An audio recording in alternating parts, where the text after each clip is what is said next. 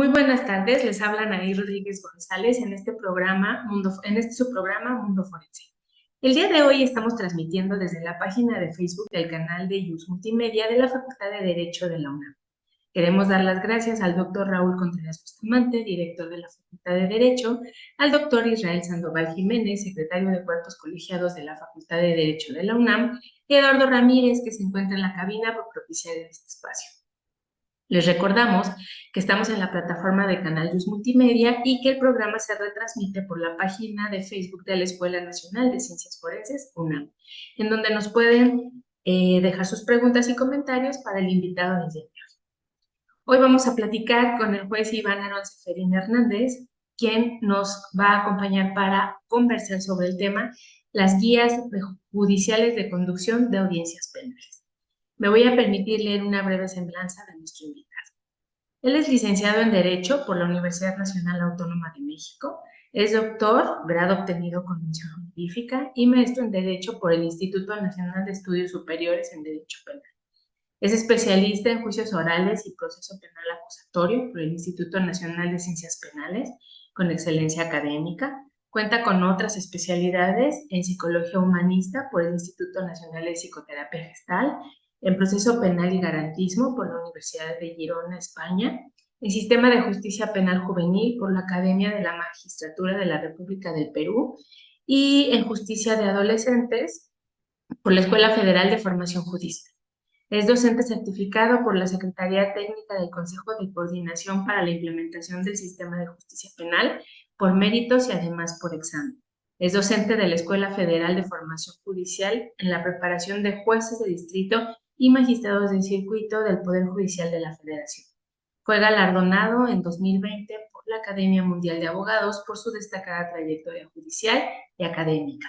Posee una extensa carrera dentro del Poder Judicial Federal y actualmente se desempeña como juez de distrito especializado en el sistema penal acusatorio.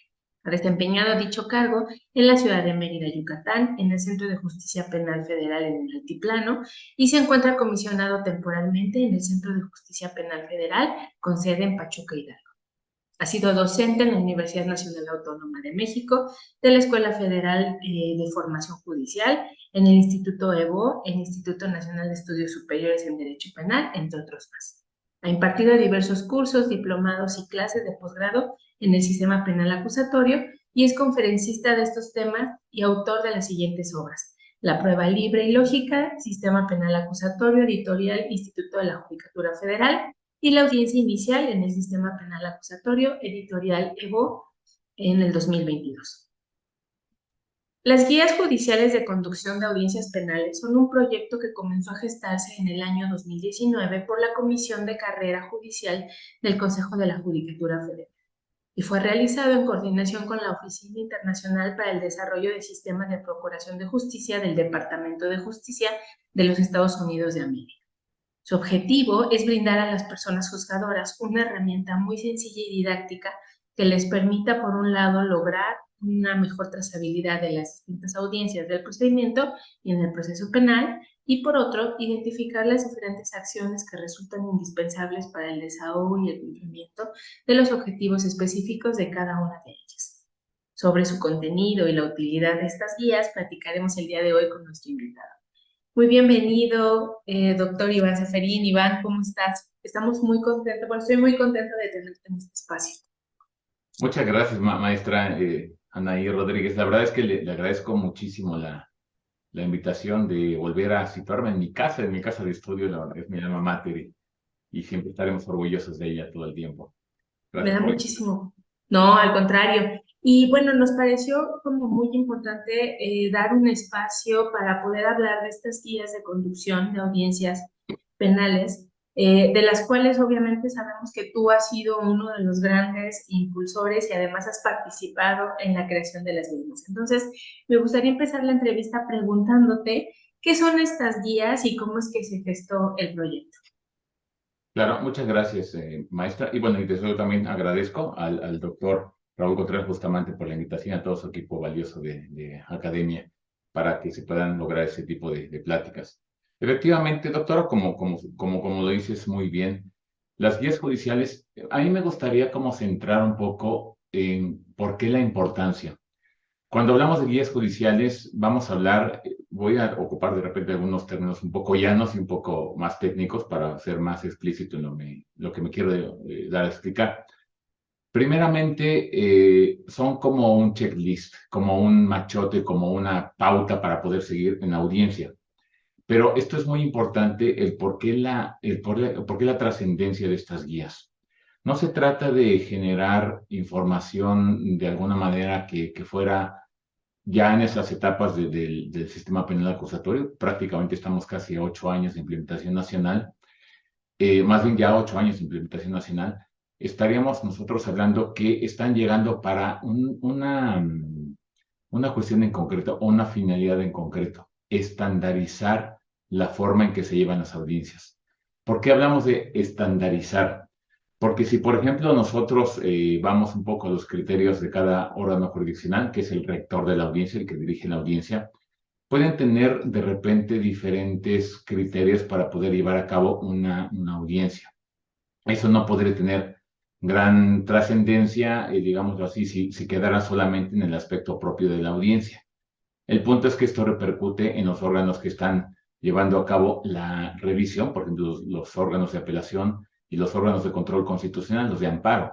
Y ha habido, nosotros lo sabemos en este devenir, estamos como nación aprendiendo aún en el sistema acusatorio. Creo yo que a esas alturas aún no hay ningún experto en esta materia, estamos aprendiendo y vamos para allá, pero apenas estamos especializados, ¿no? Yo creo que entonces llegó en el momento propicio. ¿Y por qué la envergadura de estas guías judiciales? La razón y lo importante es que al tener estandarización ya vamos a poder tener una eficiencia, sobre todo de tiempos, sistemáticamente, sobre todo también entender la razón del por qué tenemos que ser concretos en las exposiciones, en las resoluciones judiciales y el por qué no podemos tener una audiencia por una regla general que dure 14, 15 horas, 20, 30 horas, ¿no? Es algo muy complicado. Voy a dar solamente un ejemplo del por qué se empezó a pensar en estas cuestiones en un principio. Por ejemplo, vamos a hablar un poco del litigio en el Estado de México, cuando estaba en el sistema acusatorio antes del Código Nacional, o cuando empezó incluso el Código Nacional. Cuando se formulaba imputación, la Fiscalía hacía una relatoría de todos los hechos, de las personas que lo acusaban, cómo se dio el evento, pero hacía una relatoría de todos y cada uno de los datos de prueba que contenía la carpeta. Era solamente la formulación de imputación. Duraba generalmente la formulación de imputación entre 1 hora y 3 horas de exposición, cuando es una cuestión realmente muy rápida. Entonces, ¿qué pasaba cuando venía la petición de vinculación a proceso? Se tenían por reproducidas los datos de prueba que se habían ya indicado. Y a veces, ¿qué pasaba? Llevaban estos datos al control de detención. Todo lo repetían en el control de detención, entonces el juez tenía que ponderar los datos de prueba y terminaba ponderando, por ejemplo, un dictamen de química que se elaboró 25 horas después de la detención, cuando era una cuestión muy confusa. Entonces se comenzó a gestar esta idea, efectivamente, como lo dices, doctora. Comenzó primero las autoridades federales, el Consejo de la Judicatura Federal, la Unidad de Consolidación para el Sistema Penal Acusatorio, con entonces en su momento el doctor, bueno, el señor magistrado Constancio Carrasco, su equipo también muy valioso, pero hubo aquí una experiencia que nos compartieron de una manera muy importante, la OPDAT. La OPDAT es una oficina de Procuración de Justicia de Estados Unidos, de la Embajada de Estados Unidos, que se encarga de una manera prácticamente altruista en materia internacional de estandarizar sistemas a nivel Latinoamérica para que haya una mayor fluidez en los campos internacionales. Entonces, la OPDAT, esta oficina ya desde luego diferentes personas muy importantes que tuvieron este auge, y sobre todo el señor maestro Guillermo González, entre todo el equipo que eventualmente participó, todo el equipo técnico, llevó una cuestión bastante importante en primer término a Colombia.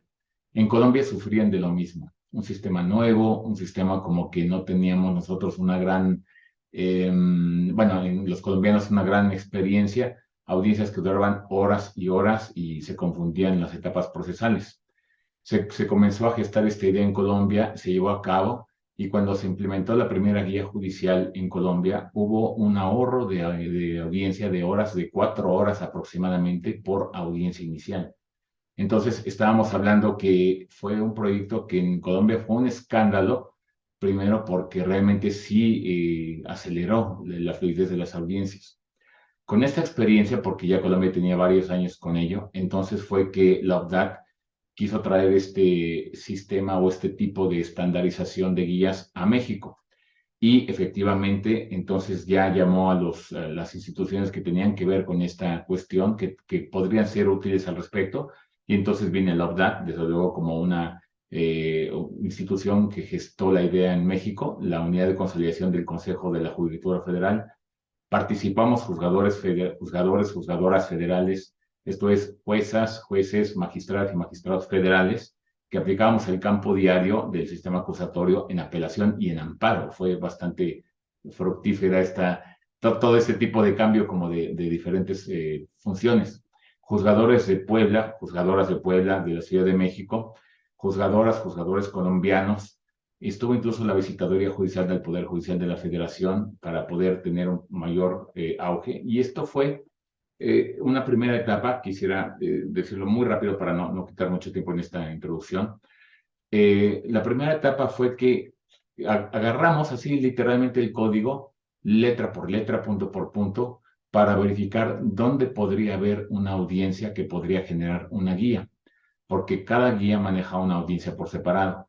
Entonces, lo que hicimos fue prácticamente un trabajo muy arduo de revisión exhaustiva del código para verificar cuántas audiencias podrían surgir, no solamente, y esto es muy importante, no solamente del aspecto del código, sino también incluso de algunas leyes afines como la Ley de Ejecución Penal, Nacional de Ejecución Penal, jurisprudencias de la primera sala, de la segunda sala y del Pleno de la Suprema Corte, que pudieran aterrizar en una audiencia. Entonces fuimos muy exhaustivos, un trabajo muy arduo, y se crearon 2 grupos, bueno, de hecho 3 grupos.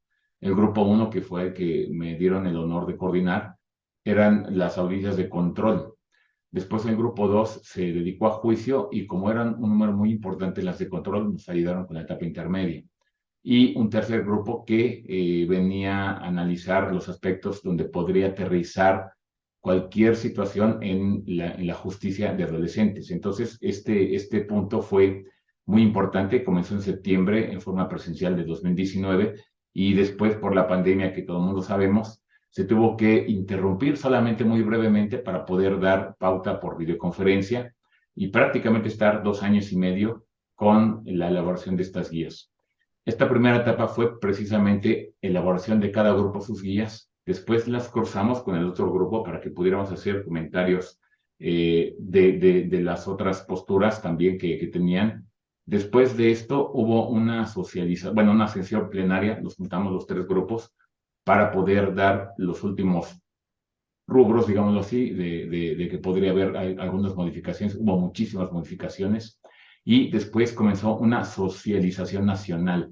Esto es, ya que los 3 grupos habíamos dado visto bueno y luz verde a las guías, se difundieron a nivel nacional entre la Fiscalía General de la República, los tribunales de justicia de varios estados de la República, comisiones de víctimas federales y estatales, la Secretaría de Hacienda y Crédito Público, la Procuraduría Fiscal de la Federación, algunas instituciones privadas y bueno, ya a final de cuentas que se tuvieron muchísimos comentarios, más de 3,000 comentarios, que algunos se tomaron en cuenta y otros eran ya realmente un poco reiterativos. Y culminamos con este proyecto realmente después de casi 3 años de dar o brindar a la sociedad totalmente gratuita las guías judiciales para que pudieran tener ellos este avance. ¿Qué se logró con este punto?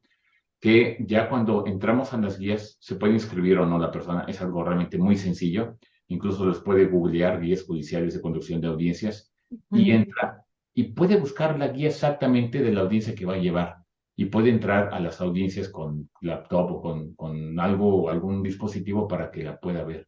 Y es más o menos, doctora Anaí, la introducción de lo que es este trabajo en conjunto. Sí, hace un momento decías que fue todo un proceso de sistematizar, ¿no? y de pronto a veces perdemos la noción de lo complejo que es sistematizar una cantidad de información como lo es, por ejemplo, la contenida en el propio código. Para quienes nos están escuchando, para nuestro auditorio, me gustaría que pudieras explicarles justamente cuáles fueron los retos de esta sistematización, de esta información que se tuvo que organizar, catalogar, y luego como que pudieras explicarles qué es lo que van a encontrar. O sea, cuando la persona ingresa al sitio, googlea, ¿no? ¿Qué va a encontrar y cómo poder emplear ese material? Claro, por supuesto, muy buena pregunta, porque realmente es trascendental qué es lo que van a encontrar. Primeramente, los retos que tuvimos fue llegar a un punto de acuerdo que pudiéramos todos los abogados de México, o bueno, todos los abogados que estamos litigando en México, tener un contexto uniforme. Esto es, se evitaron interpretaciones personales. Aunque somos juzgadores, la gran mayoría de los que elaboraron las guías, de hecho todos, no recaímos en cuestiones de interpretación. Yo creo que aquí se hace esto y aquí lo otro. Realmente lo que hicimos fue llegar a situaciones objetivas que no son interpretables, es decir, que vienen directamente en la ley. Pero no se trata solamente de ser un traspaso de la ley en una guía. Lo que se hizo fue, primeramente, llevar a cabo elaboración de guías muy concretas, solamente lo que se requiere, lo que se necesita, cuidando, primeramente, bueno, desde luego, haciendo a un lado la interpretación personal de alguna ley en concreto que nos pueda definir un aspecto u otro, sino realmente aterrizar lo que la ley indica. Pero además, establecer en esa guía, vamos a poner un ejemplo, una guía de, por ejemplo, déjame ver, una guía de providencias precautorias, donde la víctima va a pedir que se asegure o se embargue una cuenta bancaria del imputado para que se garantice la reparación del daño. Entonces, en ese panorama, primeramente, desde luego, el punto o el parteaguas es el código. Siempre cruzamos la cuestión del código con la Constitución. Después nos fuimos a estándares internacionales, fuimos a las jurisprudencias de la Corte Interamericana y aquellas que pudieran ser vinculantes para México. Después a la jurisprudencia nacional de la Suprema Corte. Es muy importante aquí porque es una estandarización nacional. No hicimos ninguna alusión a tribunales colegiados, tesis aisladas o jurisprudencia porque son regionales. Ujú. En consecuencia, tampoco a pleno ese circuito. Podría ser obligatorio en un estado, pero no en otro. Entonces, solamente estandarizamos a través de tesis aisladas importantes y jurisprudencias de la primera, segunda sala y de la Suprema Corte actuando en pleno. Entonces, por esa razón es que están bastante completas. Tengan la seguridad que cuando abren una guía de una audiencia que van a llevar, todo lo que necesitan está ahí. Porque aparte tiene links donde, por ejemplo, dice artículo 25 de la Comisión Americana, el recurso efectivo. Uno le da ahí clic y sale el artículo. Entonces, realmente está todo ahí. Yo podría incluso, porque yo ya lo he visto en audiencia, lo están llevando los abogados y me da mucho gusto. Llevan su computadora, llevan su tablet, su celular se los tenemos que restringir un poco más, pero si se permite con ciertos solamente limitantes. Pero donde ya abren la guía y todo el mundo vamos en el mismo estándar, uno tras otro, sigue esto, sigue lo otro, sigue. Entonces, se hace una estandarización de las cuatro partes, si hay víctima, fiscalía, defensa, asesoría jurídica y juez, vamos exactamente en la misma tesitura. De tal manera que, perdón que lo diga, maestro, pero evitamos decir tonterías. Ah, déjame poner un ejemplo para el auditorio también, porque sé también que muchos de ellos son jóvenes y otros no tanto como yo, pero bueno, vamos a ver. Yo, cuando empezaba el sistema en algún estado de la República donde fui escrito, que no voy a decir el nombre porque podría, el nombre del lugar porque tendría nombre y apellido de mis compañeros, pero algunos compañeros, empezaba la audiencia así, una audiencia inicial. Viene o la jueza o el juez, ¿no? Y se declara abierta la audiencia. Señor auxiliar de sala, antes de dar uso de la voz a las partes, le pregunto si hay medios de comunicación.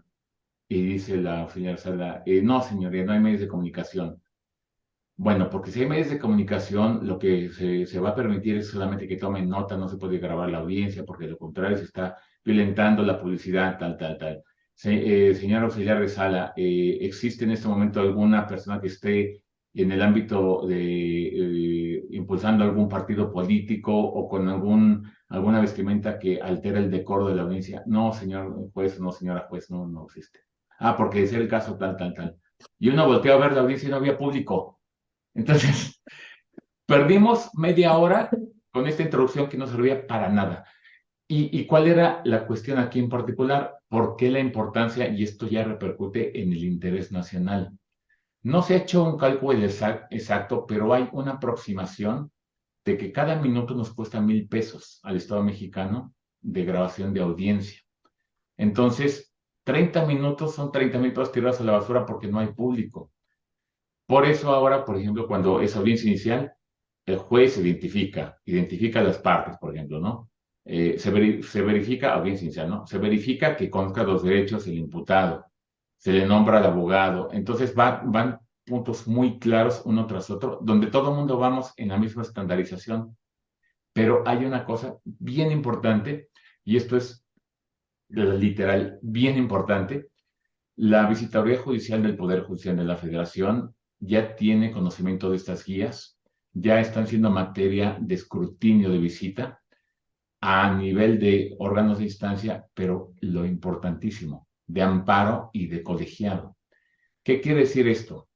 Que entonces nosotros no nos vamos a encontrar con un criterio medio raro de un juzgador que diga, pues para mí se tiene que hacer esto y lo otro, porque de Claro. alguna manera va a ser objeto de visita este criterio en concreto para ver si atendió las guías.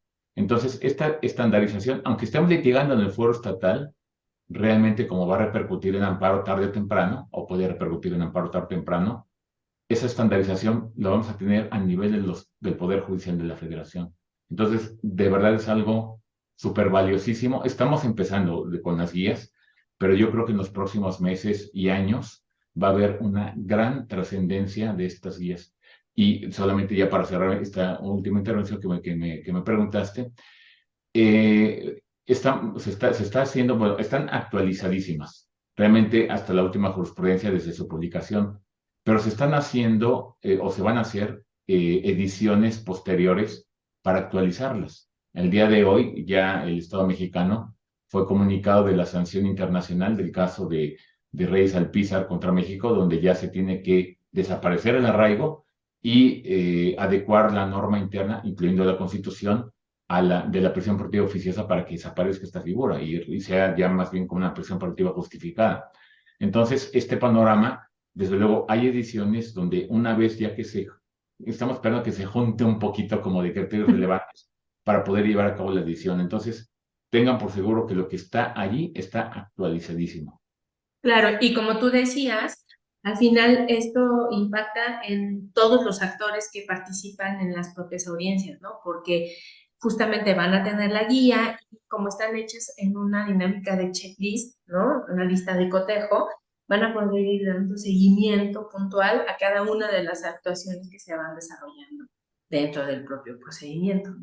Esto me parece muy importante por lo que estás diciendo sobre el tema de la visitaduría, pero también por un tema de economía, como decías tú, de economía procesal y de economía financiera, ¿no? De lo que cuesta, pero también porque permite establecer certeza, ¿no? En cuanto a quienes participan, ¿no?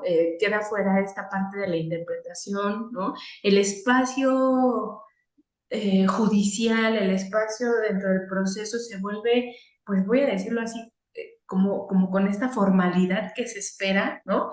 De certeza y de seguimiento puntual que todas las partes, me imagino, pues agradecen, ¿no? En ese sentido, lo que yo quería preguntarte es justamente hacia quiénes van dirigidos, ¿no? ¿Quiénes pueden hacer uso de estas guías? Y algo muy importante que tiene que ver con lo que estabas diciendo, ¿cómo hicieron para cruzar estos ejes transversales? Porque yo que he revisado las guías sé que lo tienen, ¿no? Derechos humanos, perspectiva de género, ¿no? Comunidades o personas de comunidades de origen o comunidades indígenas, personas con discapacidad, niños, niñas, adolescentes. Eso debió de haber sido un reto bastante fuerte, ¿no? El poder hacer estos cruces transversales en esta estandarización, digamos, tan formal del propio proceso. La verdad es que fue todo un reto. Para dar más o menos un ejemplo o una generalidad de cómo se llevó a cabo, comenzamos primeramente haciendo 2 guías por cada juez por semana. Por ejemplo, vamos a hablar de una guía que me tocó elaborar. Hablemos de... Sí, vamos a hablar de saneamiento, por ejemplo, o de saneamiento o de nulidad de actuaciones. Eso era todo un reto porque desde luego tenemos que extraer la audiencia del artículo en particular. Ya que la extraemos, tenemos que verificar si no se entrecruza.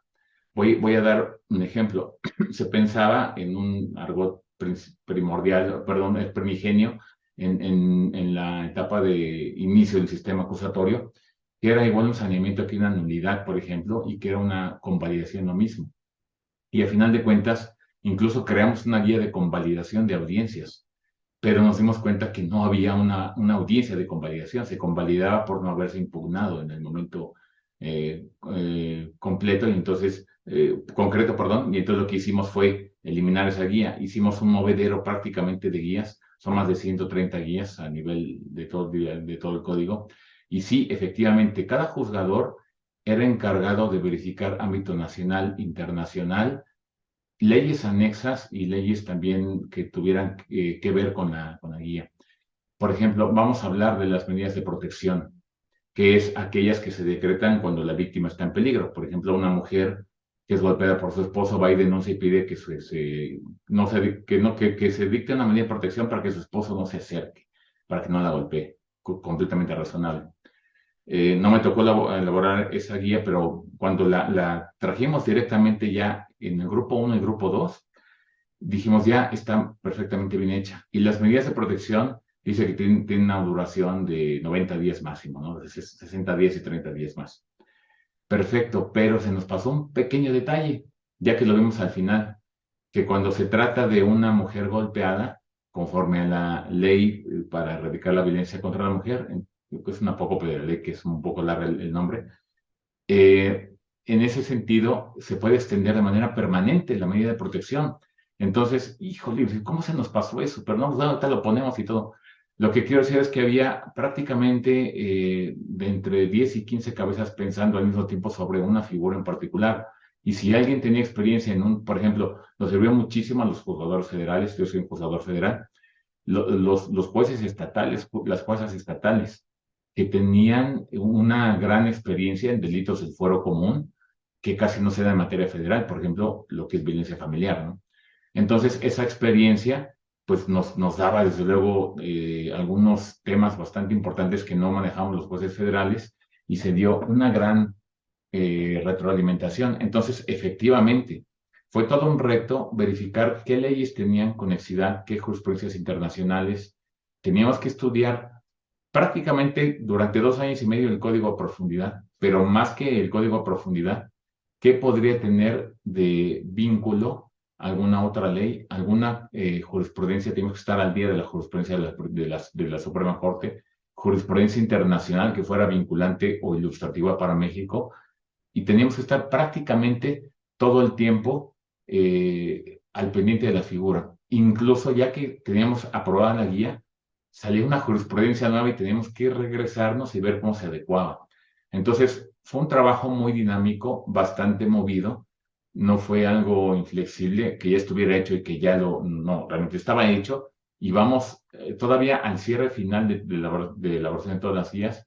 Hicimos como una remembranza de las últimas jurisprudencias para ver si no había algo que podría traernos una modificación. Entonces, todavía ese último efecto lo hicimos y fue muy fructífero porque pues, nos dejó una actualización realmente, sí.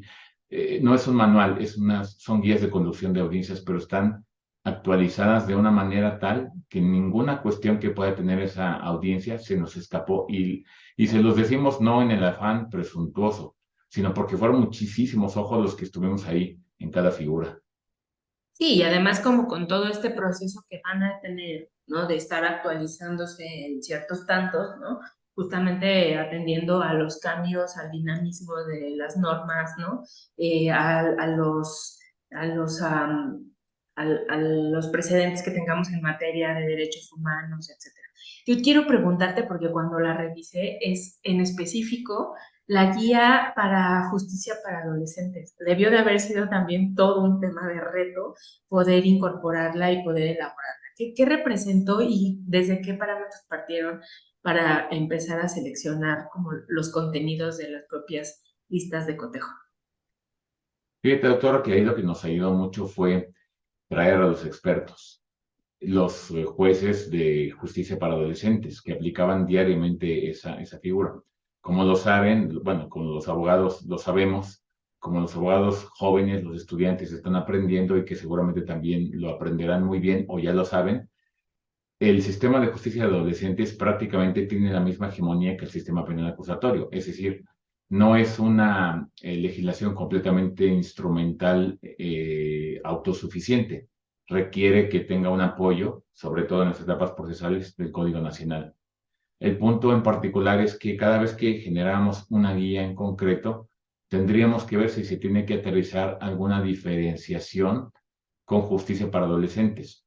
Pero es importante hacer la distinción entre la intervención de un menor de edad con justicia para adolescentes. Por ejemplo, cuando estamos hablando de una audiencia de restitución de bienes, donde se van a devolver a la víctima, conforme al 111 del Código Nacional, de manera temporal los bienes para que los goce de manera también temporal, ¿no? Cuando se asegura algo en algún delito. Entonces, por ejemplo, si viene un menor de edad ahí pidiendo a través de su madre o sus tutores, no tiene que ver justicia para adolescentes, realmente es el menor que está interviniendo en esa audiencia, pero solamente son los protocolos de la Suprema Corte, que también se manejaron, desde luego también aquí, se manejaron protocolos de la Suprema Corte. Pero eso es muy diferente, ahí no entra puramente la justicia de adolescentes, sino donde entra puramente la justicia de adolescentes es, por ejemplo, en las medidas cautelares, donde son diferentes para los adultos que para los menores de edad, para los adolescentes. Y tenía que ver, incluso tuvimos que hacer, bueno, tuvieron que hacer y tuvimos que revisar una diferenciación entre los grupos etarios según la edad del propio adolescente.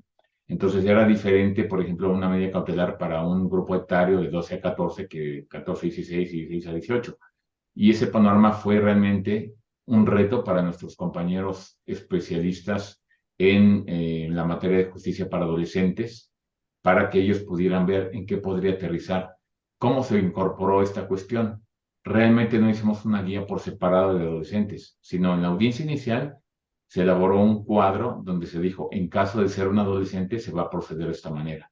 De tal manera que cuando uno entra a la guía de audiencia inicial, por ejemplo, no importa que esté en justicia de adolescentes o de adultos, le va a servir la misma guía porque si es justicia de adolescentes, le va a decir exactamente allí qué tiene que seguir el propio litigante, el juzgador, y las leyes aplicables y los artículos en concreto que se tienen que verificar. Entonces, realmente es para que entre solamente el abogado con esa guía al margen del sistema donde se encuentre. Sí, me parece muy interesante esto que estás diciendo justamente sobre las referencias, los links, ¿no? La cantidad de contenido bibliográfico, normativo que tienen las guías en todas las materias y en los aspectos que abordan, porque creo que, como decías, no son protocolos, son guías, pero también cumplen como una función de capacitar, ¿no? Al final, quien las consulte, ¿no? Podrá dirigirse al documento, a la sentencia, al precedente, a la tesis, ¿no? Que llame la atención y eso implicará una actualización constante. Entonces, me parece que eso también ha sido como, no sé si era una intención de origen o fue como resultado también del trabajo exhaustivo, ¿no? O sea, al final las guías se convierten también en una forma de actualización constante para todos los actores. ¿O tú qué piensas? Sí, no, la verdad es que sí, a final de cuentas se pensó en una primera instancia que serían como tal cual, el nombre, guías de conducción de la audiencia. Sin embargo, cuando empezamos a profundizar en los temas más acuciosos, de manera más acuciosa, nos pudimos dar cuenta que había muchas cosas que realmente, y te lo digo así, doctora, con toda la honestidad del mundo, yo he sido juzgador todo el tiempo del sistema acusatorio, cosas que de repente yo no conocía. Y esto fue por la profundización que se hizo de cada figura en particular. Entonces sí, a final de cuentas es una cuestión en concreto que sirve además para, como ámbito de estudio, de actualización del litigante, de los intervinientes en el proceso acusatorio, porque sí es bastante, y sobre todo, sabes que, doctora, se comenzaron a eliminar ciertos vicios que se tenían, porque así lo hace mi compañero, pues yo también lo hago. Voy a poner un ejemplo. En la Ciudad de México se estila mucho una audiencia que se llama audiencia de tutela de derechos. Esa audiencia que es porque, por ejemplo, no le da acceso el Ministerio Público a la persona, entonces al imputado, y ya a lo mejor lo llamó, entonces se convoca esa audiencia para el efecto de que el propio, pues en este caso, el imputado puede tener acceso a la carpeta de investigación. Pero, caray, esa audiencia no existe. ¿Y por qué existe? Pues porque a alguien se le ocurrió mandar a llamar a alguien y el abogado pues dijo, ya me pegó aquí, lo voy a invocar acá y acá, y se fue corriendo este tipo como que de chisme jurídico y se generaron audiencias inexistentes. Entonces, realmente no tiene ningún tipo de, en este caso en concreto, sustento normativo, entonces esa audiencia no existe. Ese tipo de cosas no están en las guías porque no nos vamos a ir, por ejemplo, si vamos a Tijuana, a lo mejor nosotros a Tamaulipas o bueno, a otro estado de la República, va a decir, ¿esa audiencia qué? ¿Por qué? ¿De dónde la sacaron? Y en la Ciudad de México va a decir, pues es que así se hace aquí. Pues sí, pero es un código nacional, no un código Claro. distrital. Entonces, ese tipo de cosas se eliminaron y realmente ya ese tipo de audiencias, tengo conocimiento que se están ya empezando a eliminar porque el método procedente, bueno, la vía procedente es el juicio de amparo ahí al respecto. Y más con la última jurisprudencia que sacó la primera sala donde se indicó que incluso con que vayan los policías a tocar a tu puerta a preguntar por ti, ya es un acto de molestia y entonces tú puedes pedir acceso directamente a la carpeta de investigación. Totalmente. Pues estamos casi por cerrar el programa, el tiempo se pasa muy rápido, hay muchas cosas que todavía yo quisiera preguntarte, seguramente tendremos otro espacio para poder hablarlas y que lo hables con nuestra comunidad, pero quisiera preguntarte, como para cerrar, uno, ¿en qué momento se encuentran las guías ¿no? O sea, ¿qué está pasando con ellas en este momento? ¿Y cuáles son los retos que en este tiempo en que se publicaron y se han comenzado a usar? ¿Cuáles son esos retos que tú visualizas en tu práctica, que te has dado cuenta que van a enfrentar, ¿no? Y que tendría que estarse trabajando para la mejor implementación de este proyecto? Fíjate que el gran reto, doctora, es que toda la gente las conozca.